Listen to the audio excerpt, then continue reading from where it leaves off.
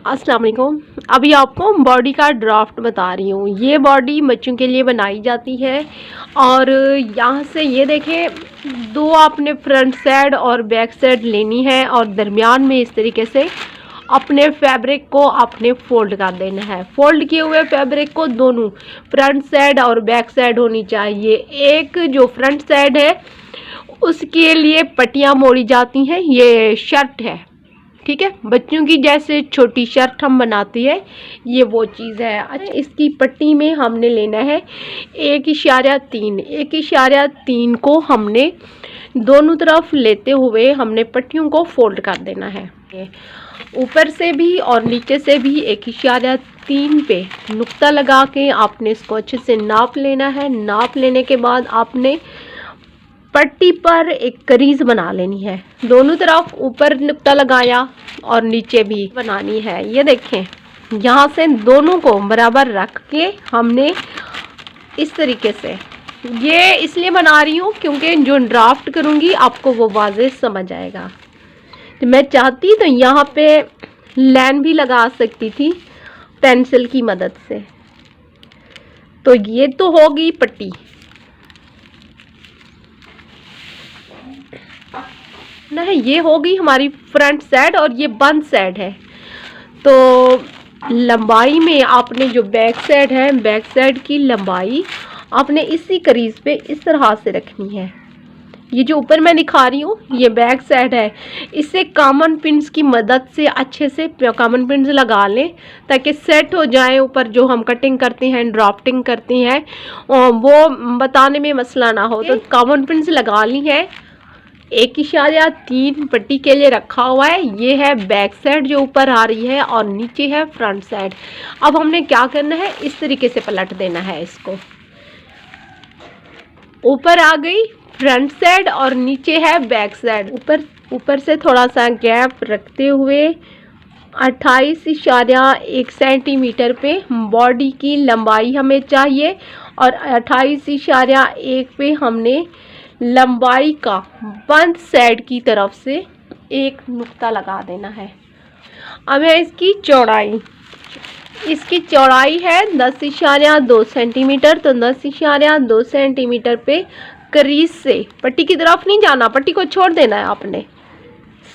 Curries से हमने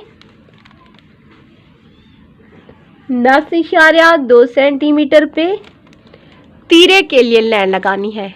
10.2 centimetre पे यहाँ लाइन लगाने के बाद अब हमें ये कंधा चाहिए 11.5 सेंटीमीटर हमें कंधे के लिए चाहिए। तो 11.5 सेंटीमीटर पे हमने नुक्ता लगा दिया, जहाँ से पट्टियाँ आ रही हैं उस तरफ से। तो इस तरह अब हमने चौड़ाई की जानिब रखना है। चेस्ट लाइन आ रही है 14.1 सेंटीमीटर पे। तो 14.1 सेंटीमीटर पे हमने चौड़ाई की जानिब 14.1 सेंटीमीटर पे हमने चौड़ाई की जानिब इस तरह से एक लाइन लगा देनी है और इसी लाइन में हमने 10.2 सेंटीमीटर पे नुक्ता लगा देना है। दोनों नुक्तों को आपस में मिलाएं इस तरह से, ठीक है। अब कुल लंबाई का जो नुक्ता लिया था वहाँ से भी आपने 14.1 सेंटीमीटर पे चौड़ाई की जानिब लाइन लगा देनी है। चौड़ाई की जानिब इस तरीके से आपने लाइन लगानी है और इसी लाइन को, इस नुक्ते को आपने इस नुक्ते से मिला देना है, ठीक है।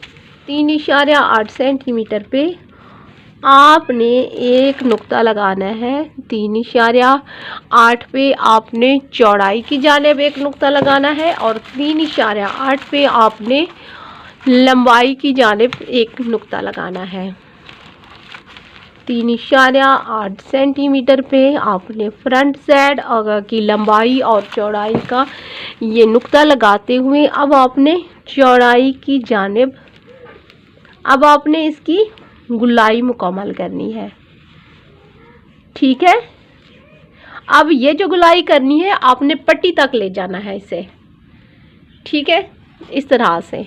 अब इसी नुक्ते से आपने 1.3 सेंटीमीटर ऊपर की जानिब लेनी है, 1.3 सेंटीमीटर, और यहीं से आपने बैक गले की भी गुलाई मुकम्मल करनी है। अच्छा, यहाँ पे शायद आप लोगों को मसला हो रहा हो, मैं इसकी पट्टी पे लाइन लगा रही हूँ ताकि वाजे ये लाइन दिखे आपको। ठीक है, ये लाइन मैंने लगा दी ताकि वो अगर करीज में आपको मसला हो रहा है समझने में तो ये इस तरीके से होगी।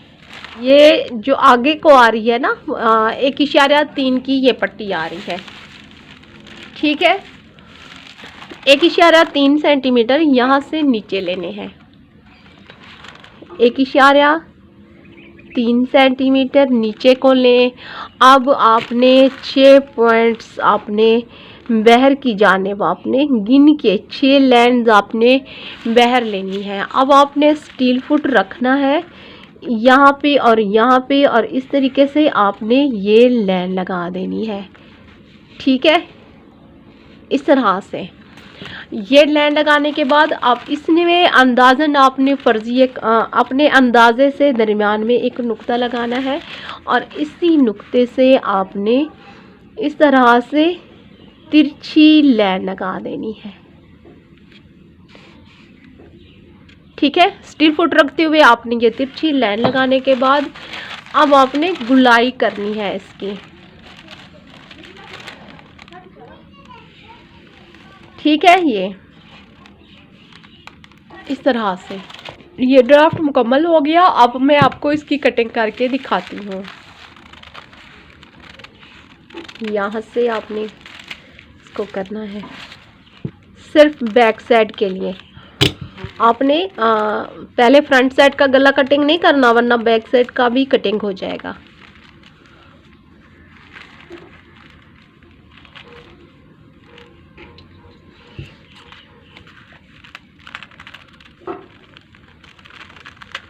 ठीक है, करनी है इस तरह से गुलाई की कटिंग करनी है। अब आपने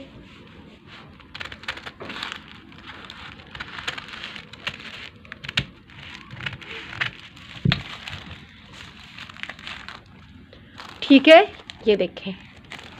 अब आपने बैक साइड को अलग कर देना है। बैक साइड को अलग करने के बाद आपने फ्रंट साइड की कटिंग करनी है।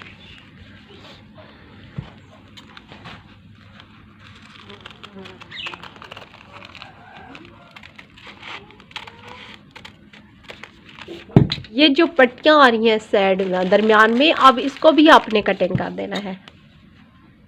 फ्रंट साइड की जो पट्टियां मोड़ेंगे, आप बटन्स वगैरह लगाएंगे जिस तरह शर्ट के किए जाते हैं, तो ये बॉडी की कटिंग भी वैसे की जाती है। तो इस तरीके से आपने ये कर देनी है। ये 2 पल्ले हो गए, पट्टियां आ गई। ये देखें, दरमियान से यहाँ से पट्टियां मोड़ेंगे, बाकी ये कटिंग आ गई। इसके स्लीव्स किस तरीके से कटिंग किए जाते हैं, किस तरीके से ड्राफ्ट की जाती है, अब आपको मैं वो बताती हूँ। इसकी लंबाई लेनी है 22 सेंटीमीटर। तो 22 सेंटीमीटर हमने निशान लगा दिया सेंटीमीटर, तो 11.5 सेंटीमीटर पे हमने लाइन लगा दी।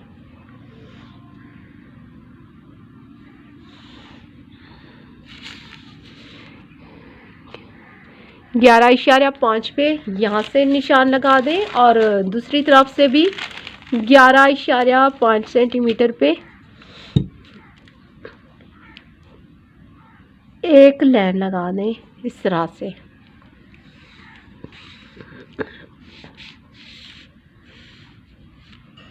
ग्यारह इशारा 5 सेंटीमीटर इसकी चौड़ाई होगी और 22 सेंटीमीटर इसकी लंबाई रखी थी। ठीक है, अब इसको आपस में मिला दें। ठीक है, इस तरह से आपने ये गोल कर देना है इसे।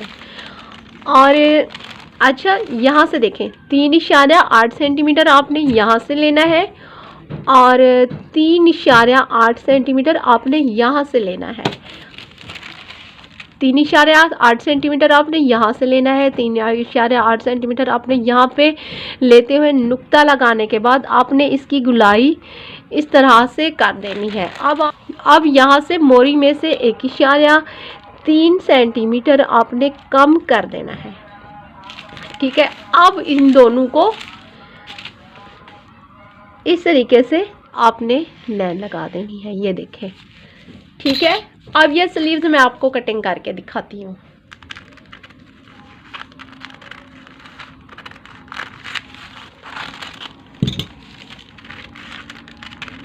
इनको सिंपल बाजू कहा जाता है। इनको अगर इसकी जो मोरी मैंने रखी है, मोरी इससे ज़्यादा भी अगर आप शेप देना चाह रही हैं तब भी आप दे सकती हैं। मज़ीद मैं थोड़ी सी मज़ीद करके आपको दिखा रही हूँ कि अगर ये आपको खुली लग रही है तो इससे थोड़ी सी आप मज़ीद शेप भी दे सकती हैं इस तरीके से। ठीक है, ठीक है, यहाँ पे इस तरीके से फिर चौक वगैरह करके बटन्स लगाए जाते हैं। तो ज़रूर बताइएगा कमेंट्स बॉक्स में आपको ये वीडियो कैसी लगी, और इसको बहुत अच्छा स्टिच कीजिएगा। इस पर अगर जैसे कोई छोटी छोटी जेब्स वगैरह भी आप यहाँ पे डिज़ाइन कर सकती हैं। एक साइड पे कीजिएगा, अगर करें ना एक साइड पे कर लीजिएगा, बहुत अच्छी लगेगी। चलिए नेक्स्ट वीडियो के साथ मिलते हैं। मज़ीद इस तरह की अच्छी अच्छी वीडियोस देखने के लिए मेरे यूट्यूब चैनल को ज़रूर सब्सक्राइब करें।